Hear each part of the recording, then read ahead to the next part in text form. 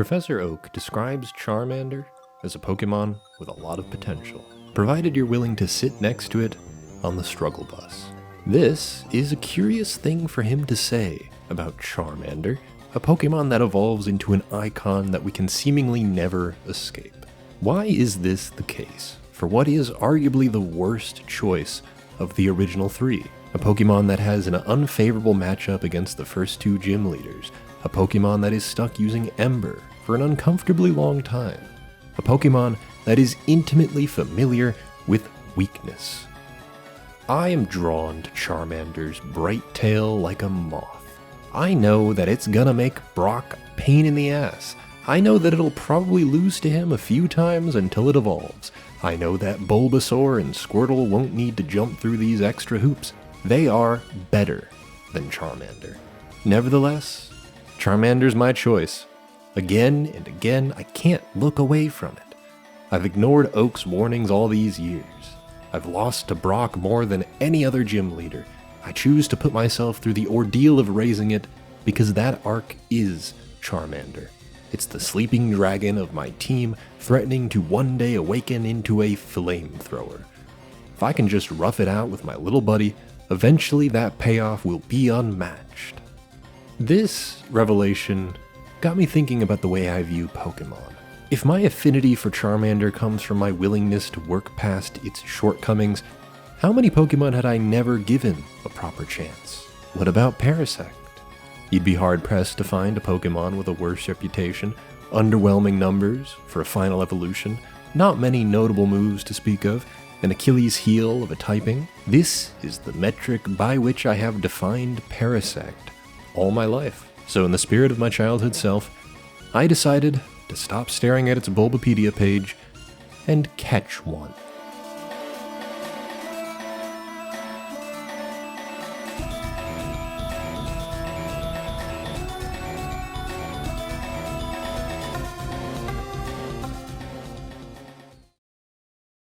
Brock kicked my ass again. Figures. Who knew that Charmander, Beedrill, and Pikachu would not be enough to challenge an Onix? I got a few more levels to learn Metal Claw. I knew I could have gotten myself a Mankey, but that would be giving up on my pals. Just give them a few more levels and they'll claw their way through. That story formed the texture of my team.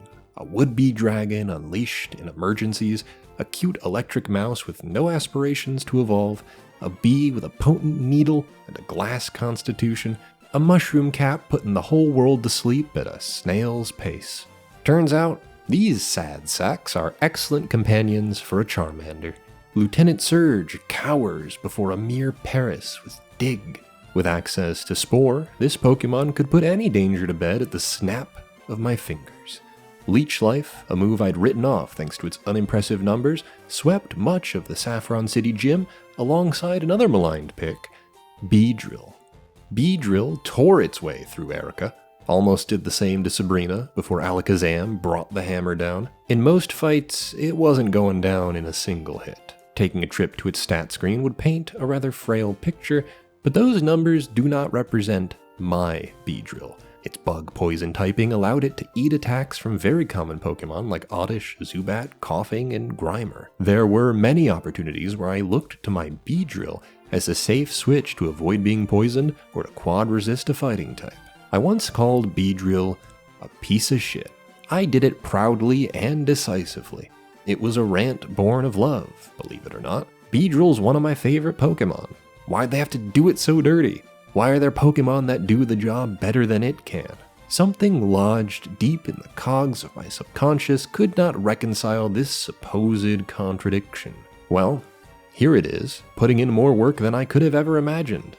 Does that have something to do with the ways in which FireRed has remade Beedrill? Is its shiny new Swarm ability making the difference?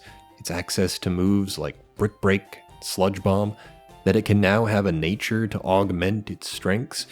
Those changes are substantial enough to leave their footprint, yet it was Twin Needle that put in the most work, Beedrill's signature 25 power 2-hit bug-type move. So is it really Beedrill that's changed, or have I changed? FireRed is evidently approachable. One of its buttons is dedicated to bringing up a tutorial menu. You're greeted by a series of journal entries catching you up on notable achievements from your last play session, just in case you might have forgotten. Gym leaders are designed to be exploited by moves like Dig and Psychic. Years of rotting my brain on Bulbapedia had almost sold me on a degree of complexity that only exists at the highest level of its multiplayer battles. FireRed's not about ball-busting battles. Rather, those battles are simply one flavor in a long line of problems to solve. Once I got to Celadon City, I knew I was going to want to spend a lot of money.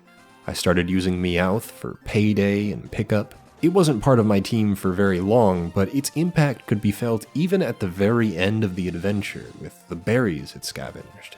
By the time I got to Fuchsia City, I realized I had not caught a Pokemon that could learn Surf. Except for one curious monster I picked up while I was bumbling around in the Safari Zone. Until this playthrough, I would have never known that Rhyhorn could learn Surf. It's such an absurd notion that it earned a spot on my team right then and there. That move was no slouch in battle either, since many Pokemon weak to water have very low special defense, making Rhydon's own low special attack much less of an issue than you'd think. It turned into one of my most efficient problem solvers, as it could also make good use of strength. It was this moment here where I began to view HMs very differently.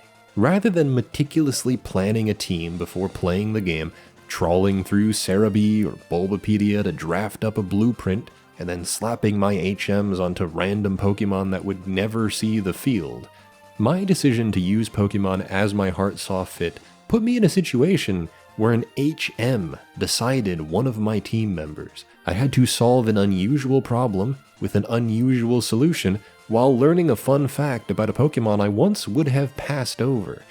All of this was done within the game, creating a memory I would have never cherished had I figured this out using a wiki. Makes me wonder why I was so eager to complain about any obstruction that did not fit within my specific plan. I've been playing these games with a bull-headed approach all these years.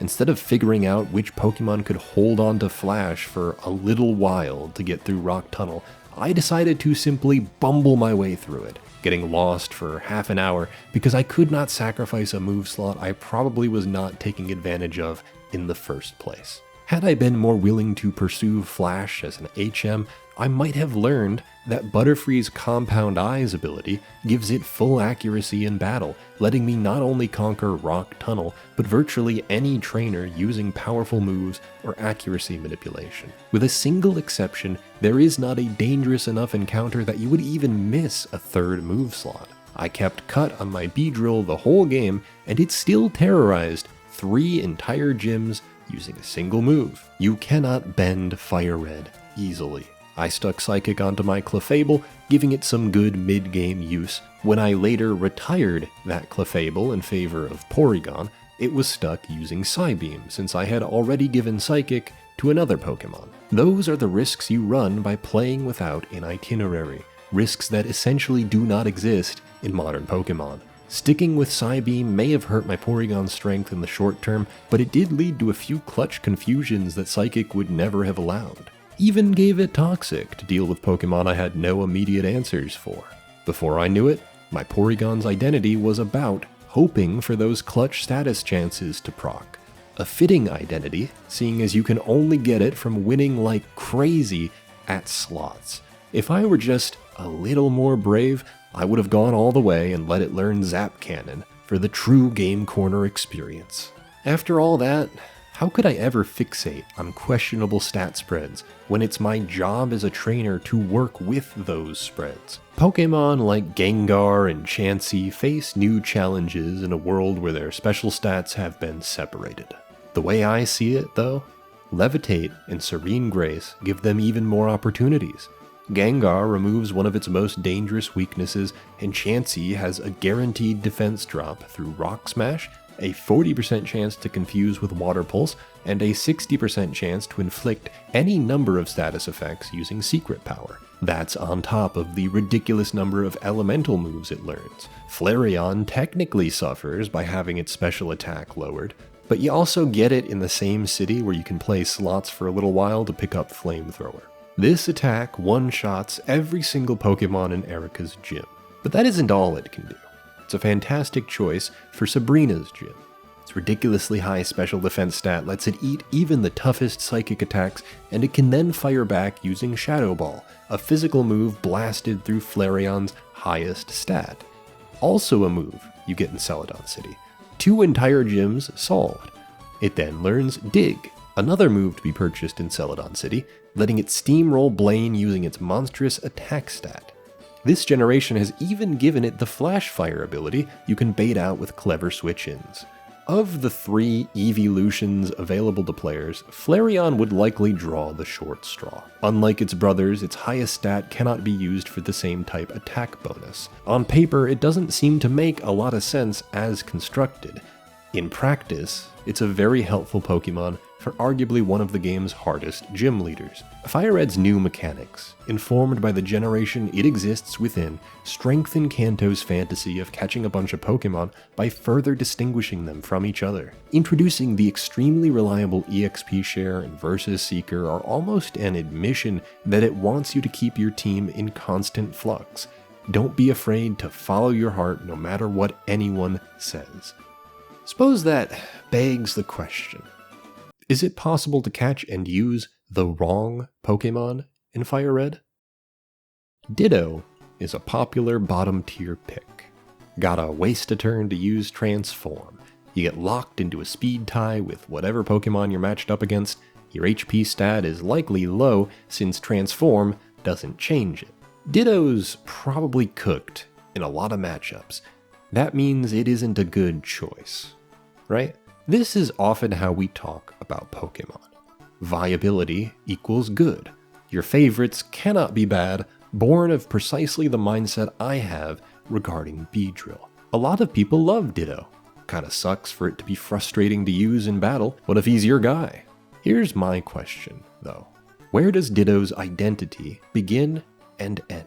Sending it out against a tough Pokemon, managing to get off that Transform, and stealing a powerhouse threat?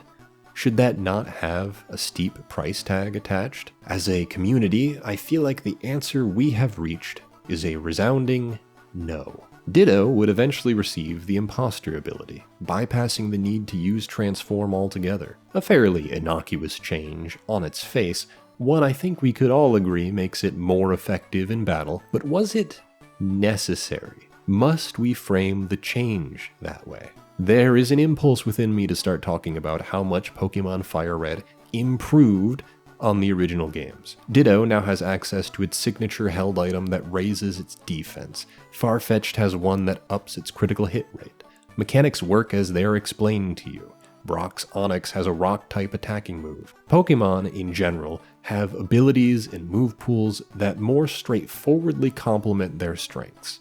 It would be easy for me to say that these are the reasons FireRed is fun. It's more or less how I've discussed the evolution of the series on my channel thus far. When I first played FireRed, I had no original game to compare it to. At that time in my life, I had no idea what a generation was. I didn't know you could remake a video game. I thought it was a sequel to Emerald. When I'm playing FireRed nowadays, it would be dishonest to say that I'm even thinking about Red and Blue. They don't feel like the same games. Red and Blue are very silly Game Boy games with a ton of heart.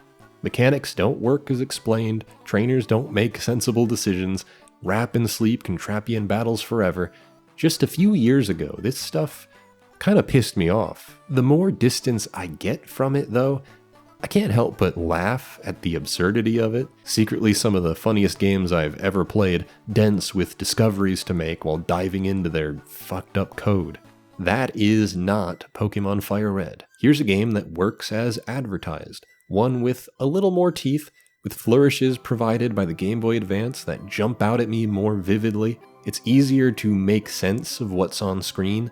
Lavender Town does not carry with it the 8-bit fog of the Game Boy that inspired creepypastas. It's more transparently a creepy town with a giant tower of dead Pokemon.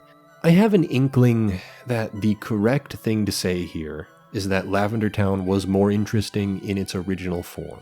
I can't really say that though. Lavender Town had me asking some extremely uncomfortable questions about the Pokemon world on the GBA. Walking in and hearing that theme still threatens to send chills down my spine, and I'm 28 years old. It left a huge impression on me when I was younger, in a way that Mount Pyre of Hoenn never really managed. Got the same feeling exploring the Pokemon Mansion. What the hell is this place? Why is it abandoned? What are all these notes? Why does no one seem to acknowledge what the hell's going on? You go in, solve a few puzzles, read some cryptic research notes, and then you fight Blaine like it never even happened. That hit me in a different kind of way than the explosive stakes of Emerald. It's that added edge which keeps me coming back to FireRed specifically. Even if I'm no longer at the age where the Pokemon Mansion freaks me out, that uncomfortable pit in my stomach flares up at the Indigo Plateau. It's as if it was built to keep us out. Charizard, Porygon, Rhydon, Beedrill, Parasect, and Kabutops.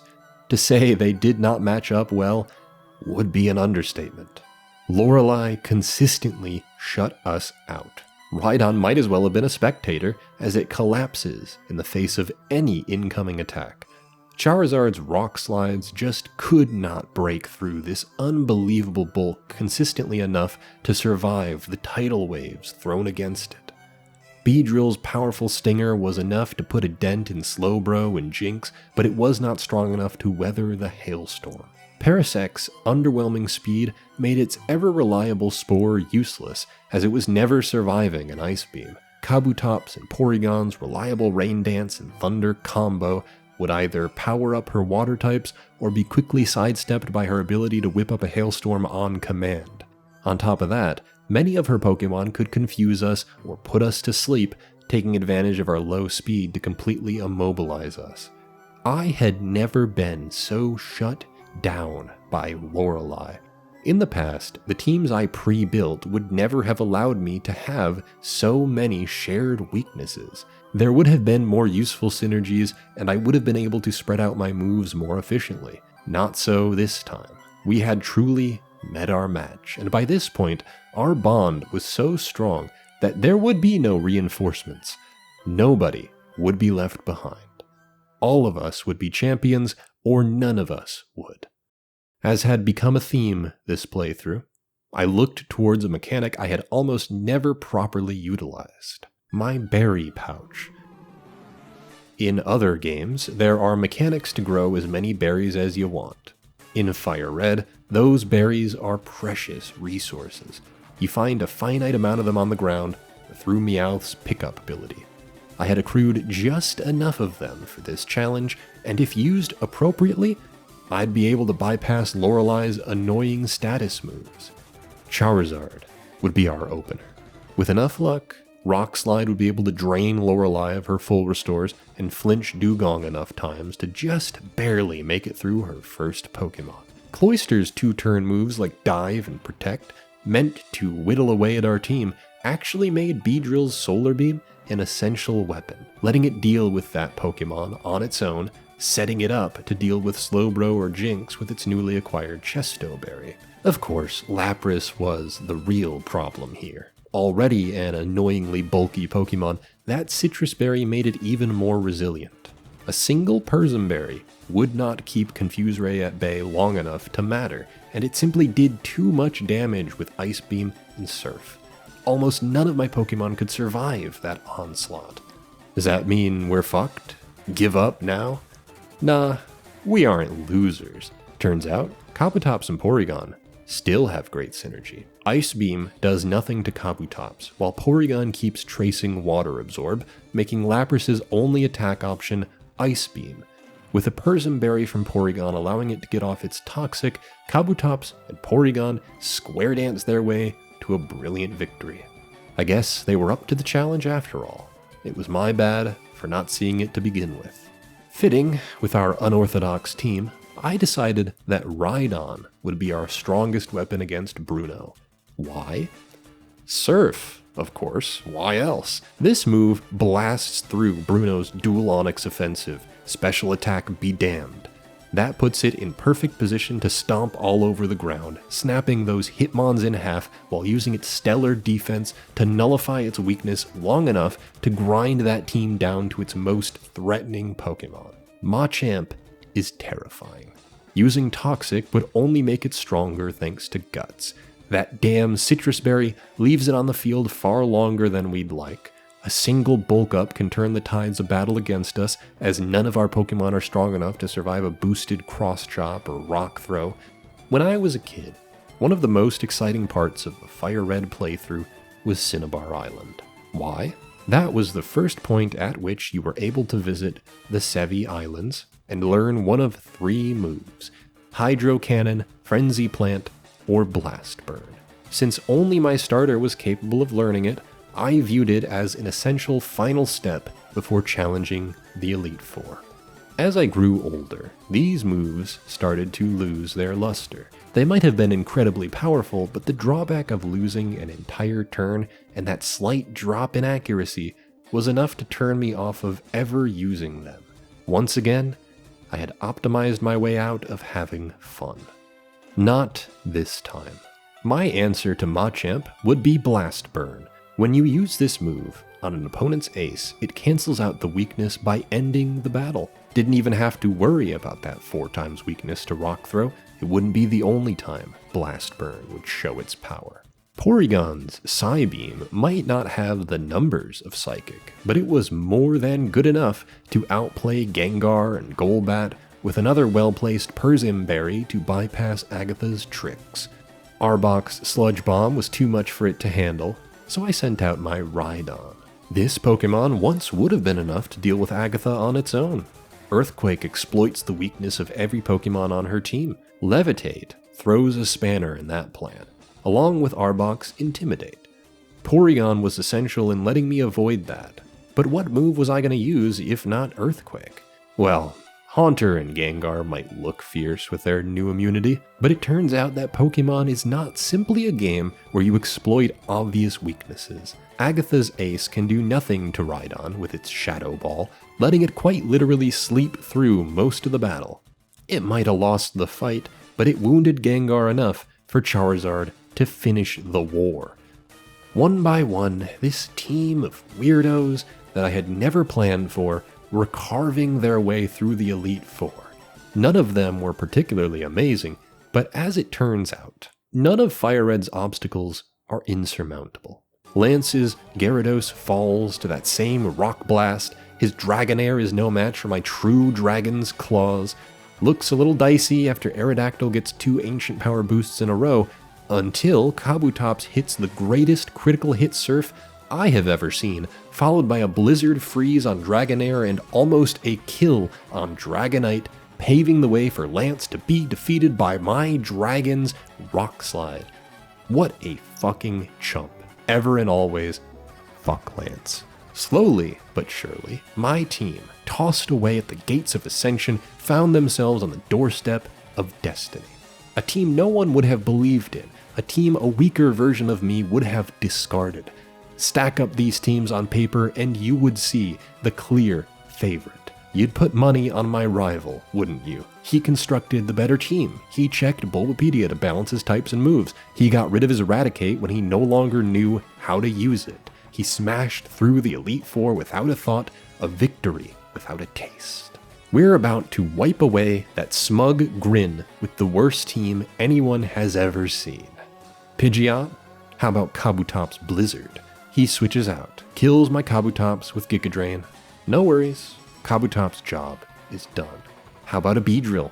It only takes 2 Twin Needles to delete that dopey tree, who is useless now. He sends out his Alakazam. I salute my Beedrill. Parasect is next. In an effort to cover Alakazam's weakness, he did not prepare for Spore. Alakazam's right where I want him. Charizard Blast Burn almost kills. This makes him sweat, I can tell. He sends out his Blastoise, wants to rub the first decision of my playthrough in my face. He made the superior pick. He knows tight matchups. What a genius, eh? No matter. Time for Parasect. Spore makes Blastoise useless even under the rain. Giga Drain all my health back. What now? I have never seen my rival switch this much. Surely Pidgeot will do the trick. Parasect has a 4 times weakness. Hey, remember the Pokemon that's only on my team because of Surf? It's a perfect counter to Pidgeot. No plan, just aura. Goodbye, Pidgeot. Surf almost deals with my rival's Rhydon right then and there. Unfortunately, it has a stronger Earthquake. You know what we have? A fucking Parasect. Giga Drain all that health away. Parasect has now killed 2 of my rival's lauded team members. Supposedly the strongest of us all. Arcanine, then? Parasect's job is done. In comes Charizard. Drop some rocks on that dog. Why can he do this? Because Parasect ate the Intimidate. Which one of these starters is supposed to be the worst again? Don't care. My dragon's fucking beautiful. Of course, that Blastoise comes back out. Can't let this imposing dragon stay on the field. I'm tired of this thing's bulk. Porygon gets off a Toxic before it falls. Not a sexy job, but it's the nail in the coffin. Parasect ain't done yet. If this jackass can heal, I'm gonna heal too. Spore, Giga Drain. Get the hell out of here. 1 Pokemon left. Most of your team has fallen to a Parasect, and now it will set up for the final blow. Spore, a quick switch to Charizard, Blast Burn for the kill. A move I had once deemed useless, a pick I had once deemed the worst, a team nobody would have ever believed in. We danced all over the strongest trainer in Kanto without batting an eye. I have finally defeated myself. FireRed's biggest challenge finally conquered. Or so I thought. See, there is another problem, one so tall that it blocks out the sun. As much as I enjoyed playing FireRed again, I couldn't help but feel like something was still missing, a feeling that I don't ever recall grappling with at a young age. Kanto is a region indifferent to your presence. For the most part, you're left to your own devices, tasked with figuring everything out. You're locked out of cities like Saffron arbitrarily, forced to discover hidden routes that wind throughout the region, one of which sees you dissolve a criminal syndicate that these tea-sippin' bastards are doing nothing about. This is an aspect of the region that I love, that the hinges fly off after you wake up Snorlax, enabling you to do whatever you want. There is no set direction to follow, an element of the series that would slowly wither away. Alluring as the freedom this section promotes is, it's also the portion of the game where I most feel like I'm spinning my wheels. It's home to routes with trainer after trainer, dungeons with trainer after trainer. None of them really pose much of a threat. The route between Lavender Town and Fuchsia City is an agonizing test of endurance no matter how many times I've played this game. One of my favorite things about this stretch was comparing approaches with friends. What Pokemon did you use? What direction did you go? What did you find? Once upon a time, I could have postponed my lengthy trip to Silphco to catch an exclusive for a friend, help them with a trade evolution, or have a few battles that are a little more exciting than your average trainer. Defeating Team Rocket isn't even my responsibility. I'm a kid. I'm allowed to goof off and do whatever the hell I want. So when the credits rolled after my moment of transcendence, and I was unceremoniously chucked into the Sevi Islands, I could no longer look away from this problem I'd managed to keep at bay. I used to love exploring these islands. Each new island was another mystery to solve, with Pokemon that none of us had ever seen before. Standing in line at Toys R Us to receive the Deoxys mystery gift was an inseparable part of that experience. It might have just been an island where you fought Deoxys, but it represented endless possibilities to us at that age. How many more islands could be hiding out there, ready for us to find? Pokémon FireRed was this whole world inside my pocket, one that was bursting outside of my Game Boy Advance. It was an experience so far removed from the one you will have with it now. Whether you plop a cartridge into a Game Boy Advance or pursue other means, a part of these games has been dead for decades. You can hack in the mystery gift events, or force a trade evolution with online tools, but it will not bring you any closer to that essential element of their design. What use is there in catching a Deoxys if I have no one to share that encounter with? That was the case with Red and Blue by the time FireRed and Leaf Green released. You could still play those games, but Pokemania was over. Everyone who was still a fan of the series had moved to the newest generation. A core piece of their identities was dead to most of the world, locked away in the memories of aging children. There might as well be no signs of life in the Sevi Islands today. They're endgame hubs meant to house a bunch of new Pokemon to hunt down. I used to explore them every day. We had to figure out where all the new Pokemon were. What's with all these weird dots? What about those random caves with nothing in them? Has anyone managed to get through the imposing battle tower? The islands were supposed to grow with you. New berries or Pokeballs to find, events to download. You connected this series of islands by helping to set up trade capabilities, bridging the gap not only between generations, but between entire games. Opening up trade with Ruby and Sapphire used to be the reward for kicking out the remnants of Team Rocket and solving Braille puzzles. I don't get that same satisfaction from it anymore. The islands are an awkward side quest to finish up in an afternoon. It has made me appreciate how much of Pokemon's magic is fleeting. I remember hunting for Larvitar and spending an ungodly amount of time training it up, along with this avalanche of new Pokemon I'd never seen before. It took me a long time to associate Larvitar with the Johto region, when my most formative memories of using it came from these islands. It doesn't really make sense anymore that so many of these new Pokemon are caught at such low levels. That element of their meaning has been lost to the sands of time. Who's willing to hang out in the Sevi Islands anymore? Chuck them into the daycare and make some eggs? It's just not in me anymore. I once got to send those Pokemon into Emerald version, which I could then use to eat shit in the Battle Frontier. I sent some of them onto my TV through Coliseum and Gale of Darkness so we could do battle on the big screen. There's a reason they call them generations. Pokemon was this interconnected world of opportunities that everyone you knew was in on. When they were on devices as small as the Game Boy Advance, there was a high likelihood someone else was carrying it around with them to play during car rides. FireRed was once a game that connected people. That cannot last forever.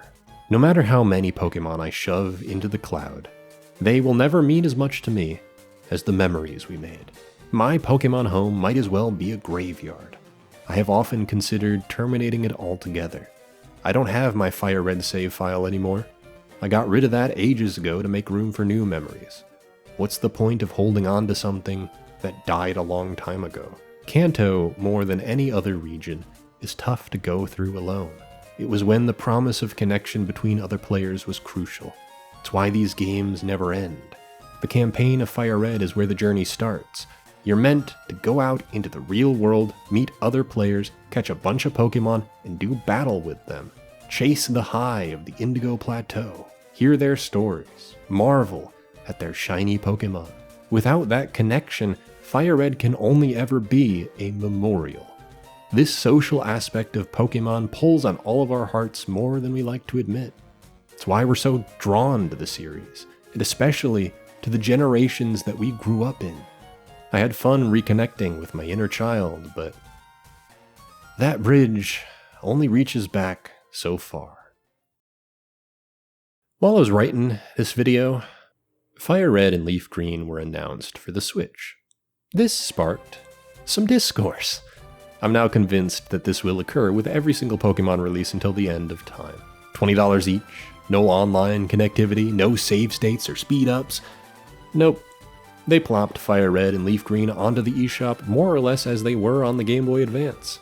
You get some events after beating the Elite Four, but if you want to play the game with buds, they've got to be right next to you. I want to be careful with my words here. I'm not necessarily giving kudos to the Pokemon Company for deciding to dump $20 ports onto the eShop. I resist having any opinion on this at all. I will not be dragged into your discourse. Leave me out of it. Here is what excites me about this.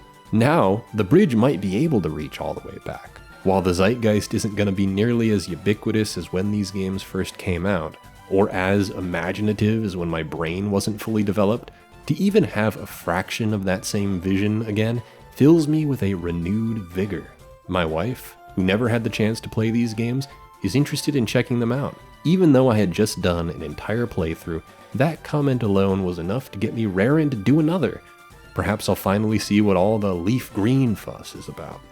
Getting to play through these games again, getting to trade Pokemon, maybe complete the Pokédex, to have a shared journey together through one of my favorite childhood games, to take in her earnest reaction to to a game I am abundantly familiar with, to share my own wisdom, I am beaming at the opportunity to play Pokémon again with the mind of a child and a heart made of wonder. I've been working on this video for far longer than you might imagine, trying my best to get my points across. It's been a frustrating experience, and it made me take an unusually long break from the channel. The animation industry is filled with painful stories that are never brought to light. Each frame is its own story in Cuphead, a labor of love that almost cost its developers their mortgage. I wrote a video exploring how Cuphead's difficulty might echo the frustration of its developers, as it did with the animators of the golden age of animation. It's part of a show I've created called Masterful Mimicry. This show is dedicated to exploring the intersection between inspiration and interactivity in video games. This episode, titled Cuphead is Painful, dives deep into the game's early inspirations and the links you can draw between the games industry and the animation industry. They both got some labor problems, y'all. You can watch this along with an episode on Okami's Celestial Brush and an episode on Hollow Knight Silksong's exploration of Catholicism exclusively on Nebula. You want to keep your eyes open for an upcoming series from my good friend Liam Triforce about the creatives behind the Zelda games. You'll learn a ton about what went into making these games, and I even got to do some voice work for it. Nebula's full of incredible shows like this, a streaming service with exclusive videos on games, movies, television, history, and philosophy. Free of disruptive ads, the site is thoughtfully curated, very comfy. It's provided me with a space to stretch my creative legs and write something a little out of my comfort zone. With my link, you can get 50% off Nebula. It's just $30 a year, $2.50 a month, or one payment of $300 lifetime. $200 discount at go.nebula.tv/KingK.